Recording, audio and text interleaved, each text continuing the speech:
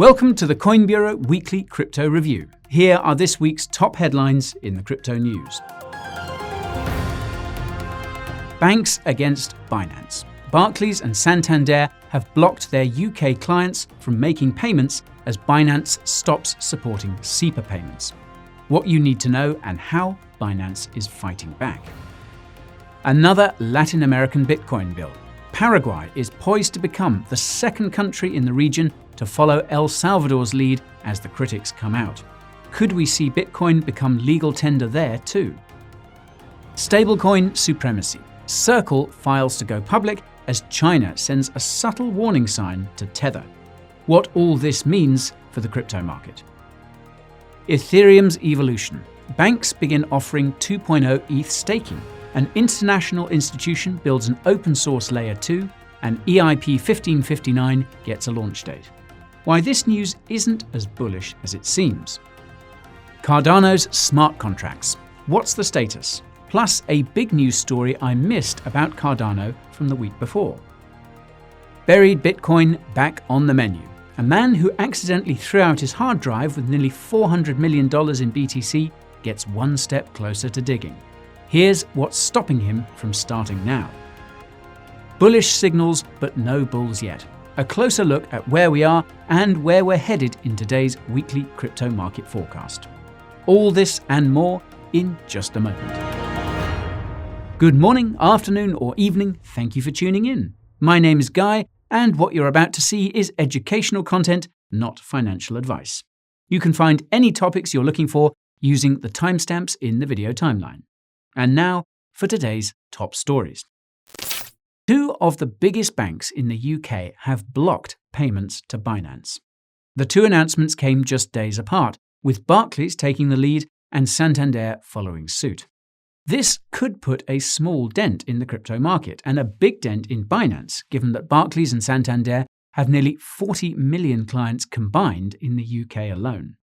To make things worse, Binance has temporarily suspended Euro bank deposits via SEPA, which is one of the most convenient ways to send money to the exchange from within Europe. This is likely related to a lawsuit against Binance by Italian and international investors, which was publicly announced shortly afterwards. They argue that Binance's inability to stay online during periods of high market volatility meant that they were not able to adjust their leveraged positions and lost millions of dollars as a result. Now, this is similar to the recently settled lawsuit against Robinhood, which I also detailed in last week's crypto review. It's also another very good reason why I don't suggest anyone jump right into leverage trading without at least knowing the risks. It's a myth that you can make easy money with leverage, a myth I covered in my recent video, which I'll leave a link for in the description below. Anyhow, Italian and international investors are saying they will make the lawsuit disappear if Binance pays them what they believe to be a fair compensation for their losses, which has not been made public. If Binance fails to pay this amount by July the 12th, which is today, they will call on regulators in Switzerland and the European Union to go after the exchange. Assuming Binance's SEPA pause is related to this lawsuit, it suggests that Binance is not planning to pay these disgruntled investors, and we might see some nasty news about Binance in the coming week. As the Chinese saying goes, however, when there are orders from above, there are countermeasures from below. In this case, that's Simplex enabling SEPA bank transfers. And can you guess which exchange lets you buy crypto with Simplex? In all seriousness, Binance has responded to these developments by moving to hire some of the best compliance officers on the planet. Still, it's going to take some time to get things back on track, and it might get worse before it gets better. That's why I recommend making an account with another excellent crypto exchange like KuCoin as a backup. And you can watch my KuCoin tutorial using that link up there in the top right.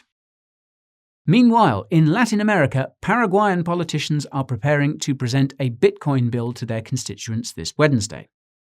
While the contents of the Bitcoin bill are not yet known, previous comments by the congressman who's spearheading the initiative suggest that it will concern Bitcoin mining and crypto company incentives.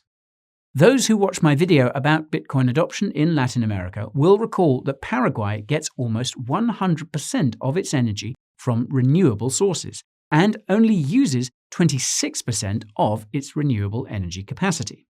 This means that there's no shortage of cheap electricity in the country for crypto miners to use, and additional tax breaks and benefits would facilitate their transaction from other countries to Paraguay.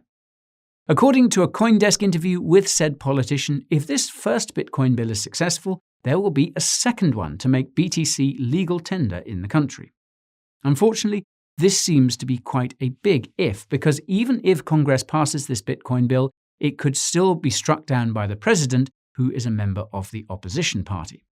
Now, if there are any Coin Bureau viewers out there watching this video who live in Paraguay, I would love to hear your opinions about what is likely to happen with these Bitcoin bills. Please drop a comment below, and I'll give it a like to make sure everyone can find it, assuming I'm able to find it, of course. Now, on the topic of public opinion, it seems that not all El Salvadorans are happy with their government's decision to make Bitcoin legal tender. According to a recent study, 3/4 of El Salvadorans are calling the law not very wise or not wise at all. As with all such studies, however, it seems that there was a bit of bias on the part of the publisher, who seems to be a bit, shall we say, politically charged. I reckon it's wise to take its results with a grain of salt. This is similar to all of those studies conducted by banks and dollar-dependent international organizations who have a predictably negative view of Bitcoin and crypto. I actually covered one of these in a recent video, which you can find using the link up there in the top right. Now, even though most banks and regulators hate crypto, some of them sure seem to love stablecoins. Case in point, Goldman Sachs is orchestrating Circle's plans to go public. In case you forgot, Circle is the company which issues the USDC stablecoin, which is arguably the most trustworthy US dollar stablecoin on the market. This is because Circle is fully regulated and audited on a regular basis to ensure it has sufficient dollars in the bank to back the USDC in circulation on all the different smart contract crypto chains. Circle will be going public, or more specifically, it will be listing on the New York Stock Exchange through something called a Special Purpose Acquisition Company, or SPAC. SPACs are companies which are listed on the stock exchange but don't provide any goods or services. They exist solely for the special purpose of merging with a second company so that second company can go public without jumping through any regulatory hoops. In this case, the SPAC in question is called Concord, whose chairman is the former CEO of UK operations for Barclays. Funny how that works, right? What's even funnier is that Goldman Sachs backs Circle and is also the exclusive financial advisor to Concord, according to Cointelegraph. Anyways, Concord is basically going to merge with Circle and rebrand as Circle for a lot of money, as well as a stake in the newly formed publicly traded company later this year. As sketchy as this might sound, it's a very bullish development for the crypto market, given that Circle is planning on letting its future investors earn USDC yields in DeFi protocols. An increased demand for Circle's USDC will also dampen the concerns around Tether's USDT, which seem to have resurfaced as of late. This is understandable given that China recently warned that stablecoins posed a threat to global financial systems. By that, they mean USDT poses a threat to the digital yuan, which is a fair concern to have given that Chinese citizens actively use USDT to move money in and out of the country. If you want to learn more about that, I recently made an in-depth video about stablecoins, which you can get to using that handy link in the top right-hand corner. As institutions inch closer to stablecoins and DeFi, their integrations with Ethereum are becoming ever more common as a consequence. Last week, a crypto-focused bank in Switzerland called Sygnum became the first bank in the world to offer ETH staking on Ethereum 2.0 to its clients. They cited Ethereum's enormous DeFi ecosystem as one of their reasons for doing so, and it makes a lot of sense if you think about it. The low interest rates set by central banks around the world mean individual banks are having a hard time offering attractive yields on their client savings. DeFi has no shortage of high yields, and staking on a proof-of-stake blockchain can carry similarly high yields, assuming the crypto in question continues to grow in monetary value. And where there are yields, there is demand for accounting and privacy. These are the two pain points Ernst & Young is addressing with the open source release of its zero-knowledge Layer 2 for Ethereum, dubbed Nightfall 3. Though a representative from Ernst & Young has stated that their motive for open sourcing their code is to contribute to the crypto community, I reckon they have lots to gain if someone comes and improves their protocol, which they could then copy and implement in-house. In any case, this could theoretically drive demand for ETH to pay the gas fees required to move assets between the main chain and Ernst & Young's sidechain. This extra demand will add to the deflationary pressure that will be introduced to Ethereum's tokenomics once EIP 1559 goes live, something which is now slated to take place on August 4th. Mark your calendars. As a quick recap, EIP 1559 will see a portion of all network fees burned, with the remainder going to miners. Logically, the more fees there are, the more ETH gets burned. With enough fees, more ETH is being burned than is being mined per block, turning it into a deflationary asset. Less supply with the same or more demand means number go up. So, why did I suggest all of this news isn't as bullish as it seems in the introduction? Well, for starters, the more that institutions stake in Ethereum 2.0, the more say they will have in the governance of Ethereum's ecosystem in the future. Most institutional adoption of Ethereum involves creating a permissioned clone of the blockchain, which will have no effect on the price of ETH. If these permission chains and Layer 2s do increase the demand for ETH by institutions, it means they will once again have a bigger influence on Ethereum. Now, couple that with the deflation coming from EIP 1559, which will make it harder for the average person to get their hands on ETH due to the rapid price growth resulting from deflationary emission. Thankfully, there's a simple solution here, and that's to hodl your ETH like crazy, and always ask yourself if what you're planning on buying with your crypto gains is worth more than what they will be further in the future. This is one of the most common crypto trading mistakes I've seen, and I have a whole video dedicated to those, which you can find in the usual spot. Yep, top right if you please. Another colossal cryptocurrency that's set to receive a major upgrade soon is Cardano. Lots of FUD has been flying about Cardano's smart contracts over the fact that founder Charles Hoskinson had tweeted last year that we would see smart contracts by this time this year. It seems that those critics forgot that we're in crypto, where delays are common, and that Cardano is very much a research-oriented project that would rather get things right than rush. In a recent video, Charles explained that we should see smart contracts go live in September, which is not far off from the initial August timeline given earlier this year. Now, it seems that I missed one critical Cardano update last week, and that was Grayscale's announcement that they had added ADA to their digital large cap fund. Although most of Grayscale's fund consists of BTC and ETH, ADA is the third largest holding at roughly 4.25%. And this figure is likely to grow as Cardano continues to develop. In case you're wondering, the other assets in the fund are Bitcoin Cash at 1%, Litecoin at 1%, and Chainlink at around 0.85%. Not a very balanced portfolio, if you ask me, but it's likely reflective of the institutional demand for crypto, which still centers around large-cap coins. The fact that ADA is on there is a pretty big deal. I'll leave my most recent Cardano update video in the description if you need to get up to speed with the project. This week, we finally got an update about something I've been following for a few weeks now, and that's the recovery of a hard drive containing nearly 7,500 BTC worth nearly $400 million at today's discounted prices.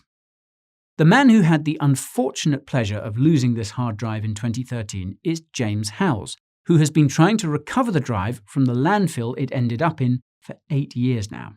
I detailed his story in my video about lost bitcoins, and the craziest part of it is that James was one of the first people to mine BTC.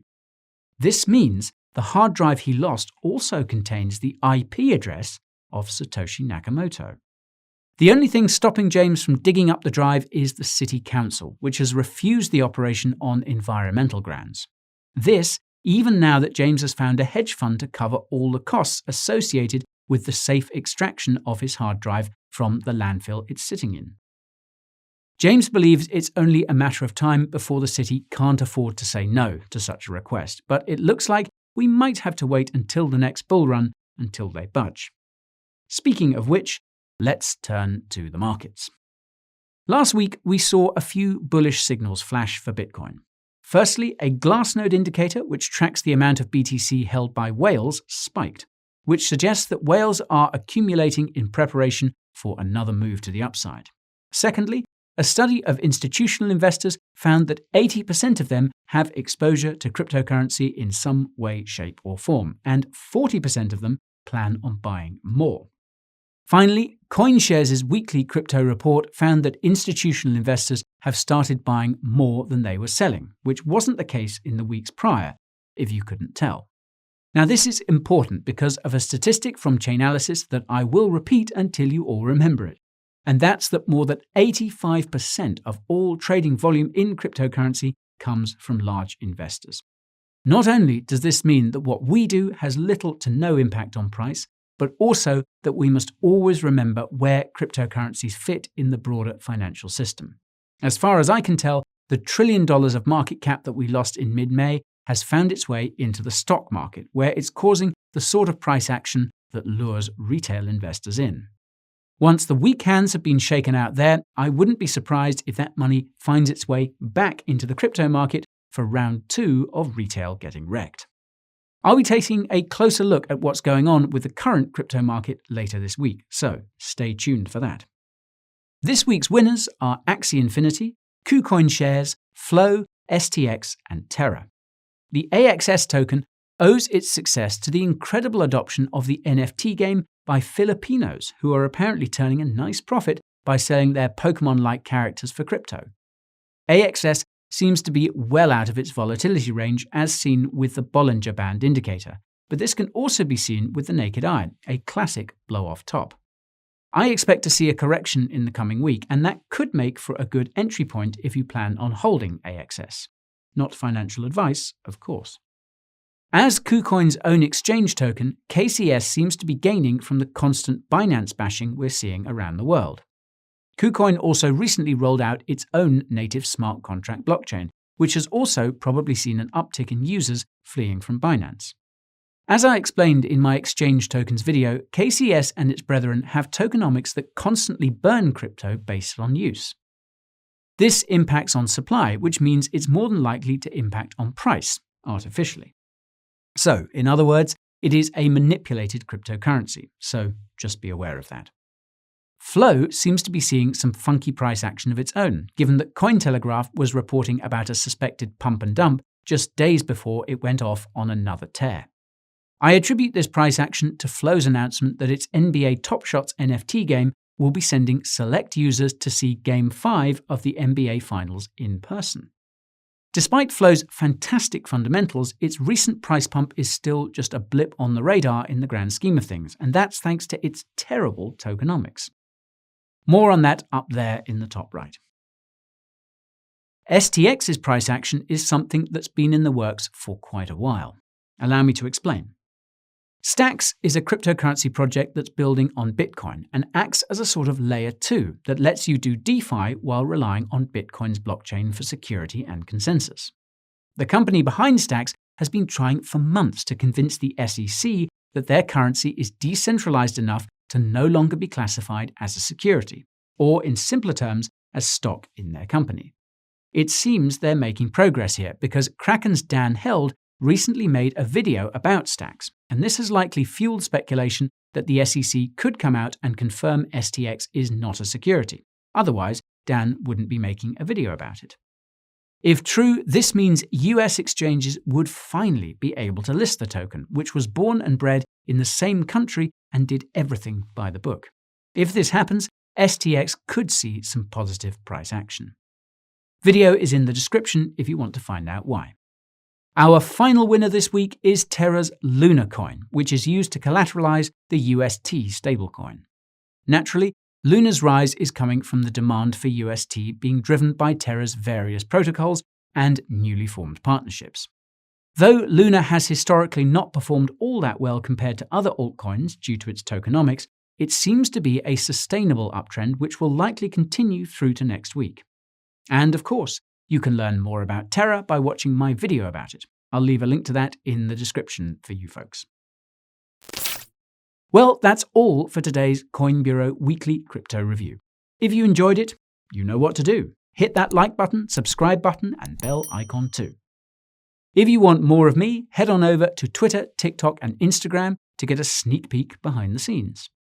If you join my Telegram channel, you'll get the daily crypto updates you crave, and signing up for my weekly newsletter is a great way to get the tools, tips, and tricks you need to get paid. And of course, you can support the channel by heading over to the Coin Bureau merch store and picking up a shirt or hoodie, or both. Links to all these resources are in the description. Thank you so much for watching, and I'll see you all in next week's episode.